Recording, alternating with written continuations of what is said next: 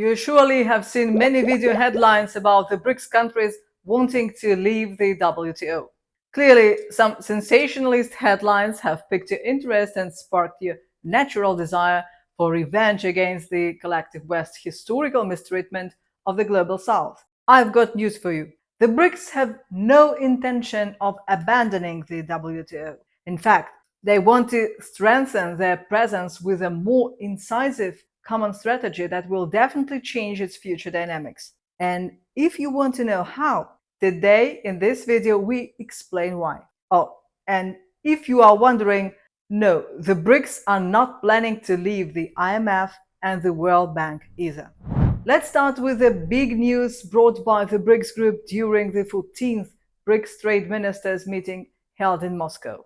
A significant topic was the challenge of increasing protectionism by Western countries. And here is where the things become relevant for today's discussion. BRICS representatives discussed how they can strengthen the multilateral trading system within the WTO and develop strategies to make it more effective. I think it's important to say again that the BRICS aren't planning to leave the WTO. They want to make sure it's serving its original purpose, which was to create an international institution that protects international rights in commerce and trading. A stronger presence today will also prevent rich countries from using it as a tool for trade wars against poor ones. So, the WTO is dead. Long live WTO. Surprised? Stick around because you will understand why this is a good news.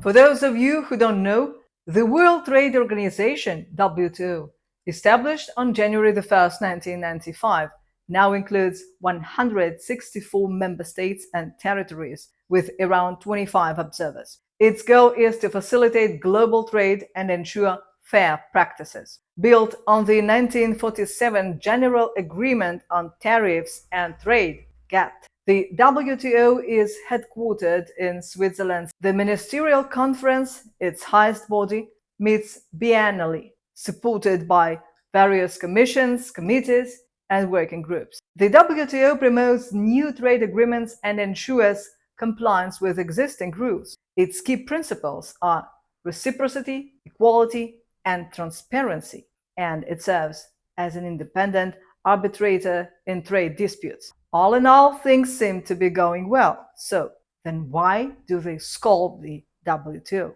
The WTO has many critics, with a lot of arguments both against the organization itself and against the effectiveness of its work. The world is heterogeneous. There are poor and rich, developed and developing countries. Some trade in finished goods and services, and others mainly in raw materials or food. Developed countries have free access to the markets of developing countries, whose goods cannot withstand competition, and there are no protective barriers in the form of tariffs and duties. How to develop their young industries in such conditions? Moreover, the positions of transnational corporations are strengthening to the detriment of local businesses. Trade disputes in the WTO, which have already been pending for years, have been suspended because the WTO appellate body has only one judge left. Two others have expired, and the appointment of new ones in 2019 has been blocked by the United States. Many people associate the World Trade Organization crisis with Donald Trump. In particular, he was not satisfied with the US losing in trade disputes, although they won 6 times more. Apparently, Americans should not lose at all. I thought you might be interested in the numbers. In 2021, there were 162 ongoing disputes in the WTO settlement system with the participation of the BRICS Plus countries. The US and European Union were involved in 100 of them. In general, the World Trade Organization rules are observed less and less. Some countries conclude various agreements bypassing the WTO. The World Trade Organization is also criticized for the fact that trade rules are still unfavorable for developing countries. Developed countries allow for themselves firmer support for their producers. Protectionism and sanctions against Iran Venezuela and Russia in particular, are flourishing. The World Trade Organization is based on two principles. The first, on national treatment, meaning that tax, procedural, and private law rules are equivalent for both nationals of one's own state and foreigners. The second principle is on favorable nation treatment. If a country grants favorable treatment to nationals of one WTO member country, such treatment will automatically apply to all other persons of any other members of the organization. This principle is basic to the WTO. It allows to exclude discrimination between foreign goods, services, and suppliers and puts them on a level playing field. In 2022, with the outbreak of the sanctions war, many WTO member countries abolished favorable nation treatment against Russia only. Actually, the World Trade Organization could have intervened in the process, but it has not done this. WTO rules are constantly violated.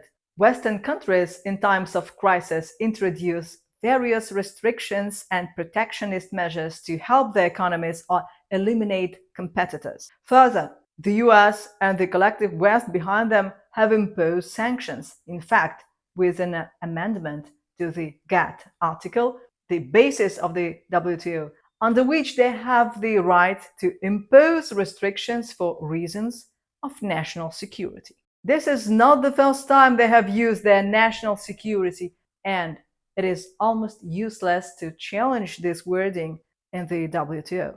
And they interpret this security as well as the widths and depths of sanctions as they wish. And the White House, no one else is in charge. In addition, since Trump's time, the US has been blocking the work of the appellate body, which prevents them from finalizing old disputes, not to mention new ones. There are some who believe that the WTO is basically a dead organization that nobody pays much attention to. They see it more as an empty shell with a headquarters and a signboard. Well, it looks like the BRICS countries have other ideas. They don't want to get rid of it, but they do want to give it a boost for the good of the whole world. This could lead to more open trade in the global economy and a new lease of life for the international trade system, which the BRICS countries see as being based on the WTO. The recent BRICS Trade Ministers Meeting was a pivotal moment for both the group and international trade. The main agenda was reforming global governance, especially the Bretton Woods institutions like the World Bank, IMF, and World Trade Organization. BRICS nations are advocating for a redistribution of power to better reflect the economic strength of developing countries. Another key topic was countering Western protectionism. BRICS representatives stressed the need to strengthen the multilateral trading system within the WTO and develop strategies against protectionist measures. Unified policies within the World Trade Organization are seen as crucial for resolving trade disputes. BRICS reaffirmed their commitment to fair trade and enhancing their global role through collective efforts. The BRICS Plus initiative aims to expand cooperation with other regional blocs, promoting a multipolar worldview. This includes support for the Eurasian Economic Union, Mercosur, SADC, SAARC, and the Asian plus China Free Trade Area.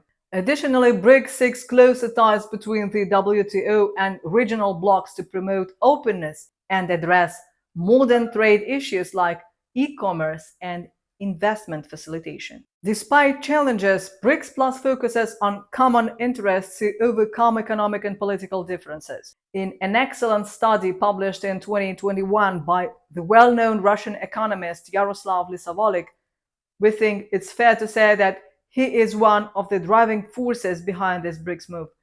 He stated also that the BRICS Plus alliance could significantly influence also the IMF and World Bank by advocating for governance reforms to boost the representation and voting power of developing countries. This includes expanding the use of the IMF's special drawing rights. The special drawing rights is an international reserve asset created by the IMF to supplement the official reserves of its member countries, and diversifying the basket of currencies in SDR valuation to better reflect the economic realities of developing nations. Such steps could lead to a more balanced international monetary system, reducing reliance on the US dollar.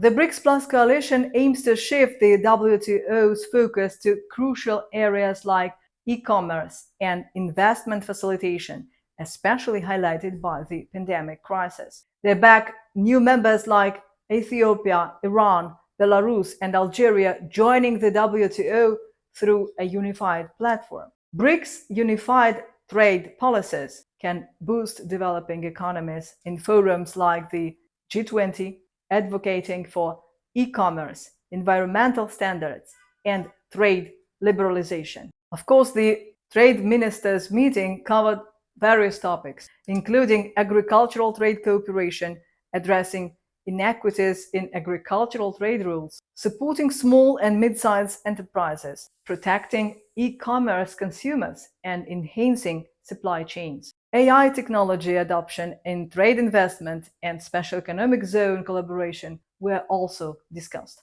What do you think about the BRICS strategies within the World Trade Organization? Is it a good choice or you feel upset? Share your thoughts in the comments below. We love reading them. Yes, even the sarcastic ones. Don't forget to hit like, subscribe, and support our work as freelancers. You can use YouTube Super Thanks or buy us a virtual coffee. Links in the description. Stay awesome and see you in the next video. Thanks for watching.